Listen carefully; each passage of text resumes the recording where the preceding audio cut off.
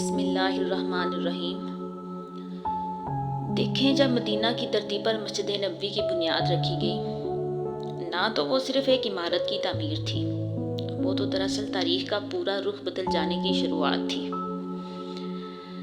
اب سمجھنا ہمیں یہ ہوگا کہ وہ مسجد صرف عبادت کے لیے چار دیواری نہیں تھی، بلکہ وہ ایک ایسی جگہ تھی جس نے اس وقت کے پورے معاشرے کی بنیاد ہی ہلا کر رکھ دی تھی۔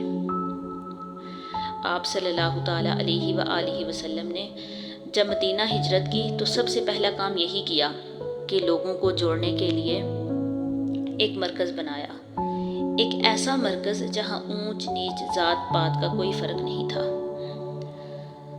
سوچئے ذرا، اس ایک جگہ نے کیسے لوگوں کو ایک چھت کے نیچے اکٹھا کیا۔ یہ وہ مرکز تھا جہاں سے انسانیت کو ایک نئی سمت مل رہی تھی۔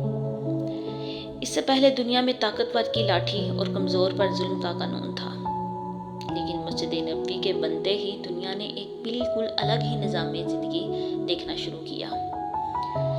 یہ وہ جگہ تھی جہاں غریب اور امیر، آقا اور غلام سب ایک صف میں کھڑے ہوتے تھے۔ اس عمل نے لوگوں کے دلوں کے سارے فرق مٹا کر رکھ دیے تھے، اور یہی وہ اصل تبدیلی تھی جو اس وقت کی دنیا کو چاہیے تھی۔ مذہب صرف داموں کا نام نہیں ہے، بلکہ اس کا اثر انسان کے روزمرہ کے برتاؤ میں نظر آنا چاہیے۔ مسجد نبوی نے یہ سکھایا کہ معاشرہ کیسے بنتا ہے۔ وہاں صرف یہ نہیں سکھایا جاتا تھا کہ اللہ کو کیسے یاد کرنا ہے، بلکہ یہ بھی کہ اپنوں کے ساتھ اور معاشرے کے ساتھ کیسے جینا ہے۔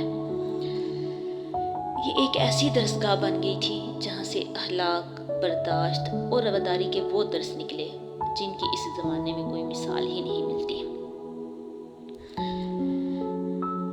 جب ہم اس تاریخ کو گہرائی میں جا کر دیکھتے ہیں، نہ تو ہمیں اندازہ ہوتا ہے کہ اس ایک فیصلے کے آنے والی صدیوں کی تقدیر لکھ دی تھی۔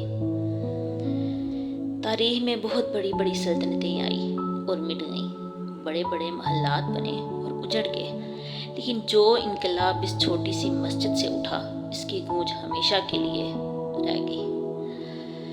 تو بات یہ ہے کہ مسجد نبوی صرف اینٹوں اور پتھروں کا ڈھانچہ نہیں تھی، بلکہ یہ انسانیت کی فکری بیداری کا سب سے پہلا اور بڑا زینہ تھی۔